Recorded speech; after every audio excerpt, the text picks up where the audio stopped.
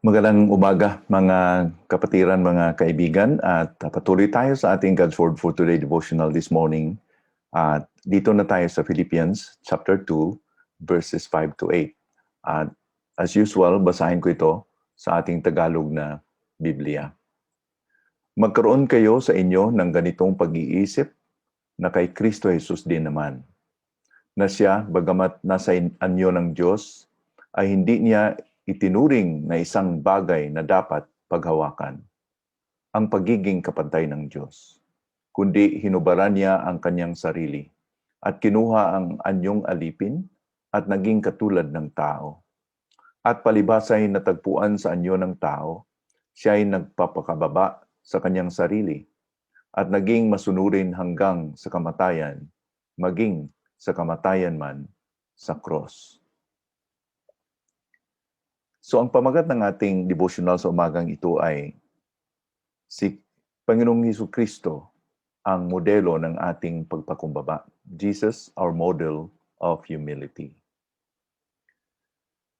Malinaw dito na si Pablo ay nag-encourage sa atin na we are going to pursue the same humble attitude like Christ. Because Jesus had given us His example. At siya ang dahilan na we are encouraged by Paul to be humble. Humility, just like what Jesus did, is a choice. Hindi automatic na maging humble tayo. It's a choice to make. It is an act of the will. Hindi lang isang feeling, hindi lang isang pag-iisip, kundi it's an interplay of sa lahat ng aspect ng ating pagkatao. We understand it, we want it, we desire it in our hearts, and then we do it by our action or by our attitude or choice. Maring isang tao po ay pinahiya. He is humiliated, embarrassed, or pinahiya ng iba, or he is really put down. Pero maring sa puso niya still nagkaroon siya ng kayabangan. It's not what happened to him, but what happened in him that makes humility valid before God. Sabi pa ng article sa gotquestions.org tungkol po sa humility, the Greek word translated humility na makikita sa Colossians chapter 3 verse 12 and elsewhere literally means, quote-unquote, lowliness of mind, pagpakumbaba sa isipan. So we see that humility is a heart attitude, not merely an outward demeanor. One may put on an outward show of humility but still have a heart full of pride and arrogance. So paano ba ito pinapakita ni Panginoong Jesucristo sa atin bilang halimbawa sa pagpakumbaba? Binanggit po dito ni Pablo that Jesus has equality with God. Hindi siya Diyos, kundi kapantay po niya ang Diyos.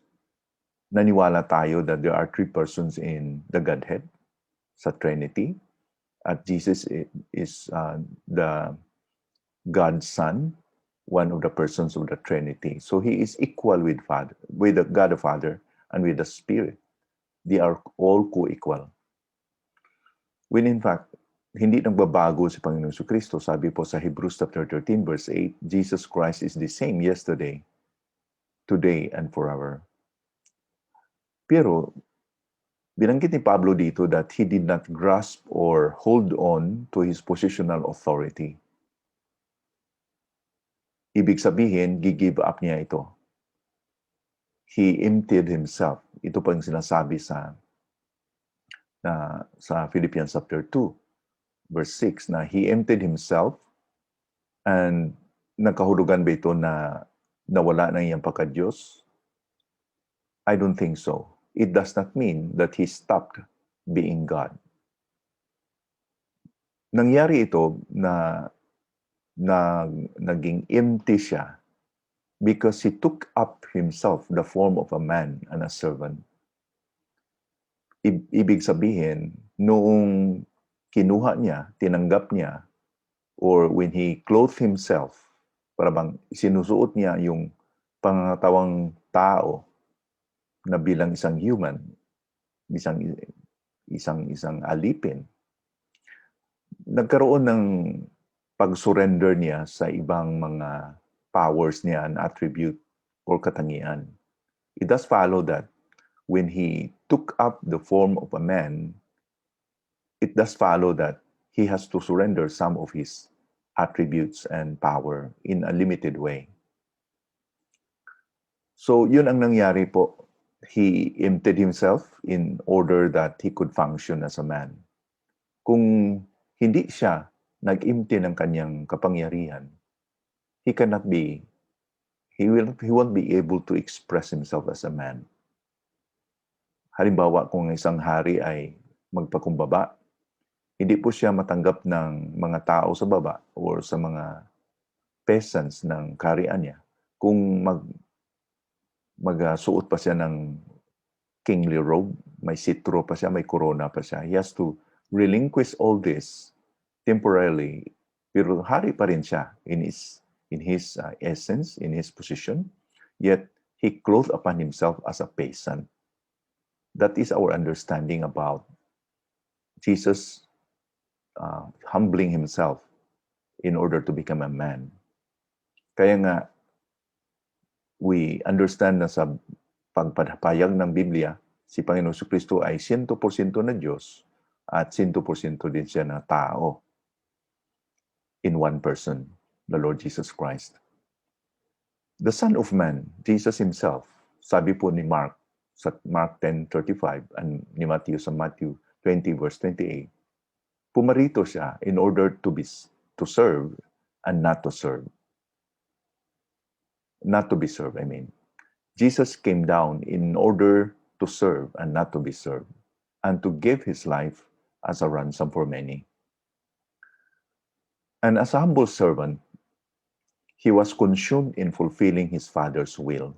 Yun po ang makikita natin na palaging sinasabi ni Panginoon Jesucristo na pumarito siya, hindi po sa kanyang sariling purpose, kundi po sa purpose ng kanyang Ama. He said, "My food is to do the will of Him who sent me and to accomplish His work." Mabasa natin yan sa John chapter 4, verse 34. Even if it requires a horrible death at the cross, he didn't budge. Hindi po ito naka-discourage sa kanya. He was so determined to fulfill his Father's will. Maski nakita niya yung image, yung larawan of how gruesome, horrible ang crucifixion, he prayed at the Garden of Gethsemane that he will continue to fulfill his Father's will. Sabi niya doon in his prayer, "Father, if you are willing, remove this cup from me. Nevertheless, not my will, but yours be done." Mabasa natin yan sa Luke chapter 22, verse 42. So si Jesus had shown us that true humility may involve struggles and pains. Katulad sa nangyari kay Panginoon Jesucristo. Because he became a man, he suffered. He suffered like us. It was never easy for him. And sa atin din, if we humble ourselves, we must be ready to suffer the consequence of it, the realities of it.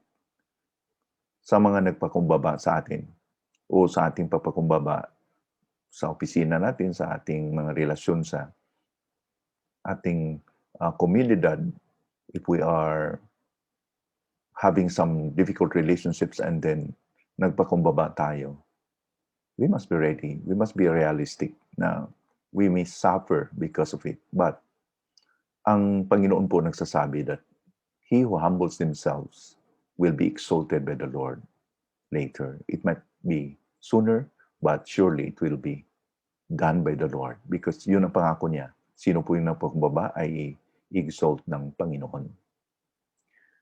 Si Panginoong Jesucristo ay nagsasuffer sa kanyang pagkatao talaga.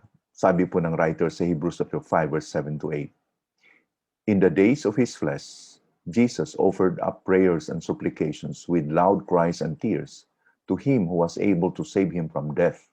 And he was heard because of his reverence. Although he was a son, he learned obedience through what he suffered. Since Jesus was humble, kailangan din sundin natin ang kanyang halimbawa. We should be humble too. May rason ba tayo na masabi natin it is a logical, sensible reason na hindi tayo magpakumbaba katulad kay Kristo?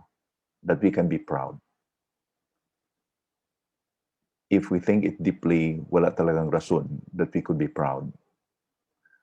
So let's continue to wear this cloth of humility, this garb of humility. Kasi po, sabi po ni Pedro, clothe yourselves, all of you, with humility toward one another.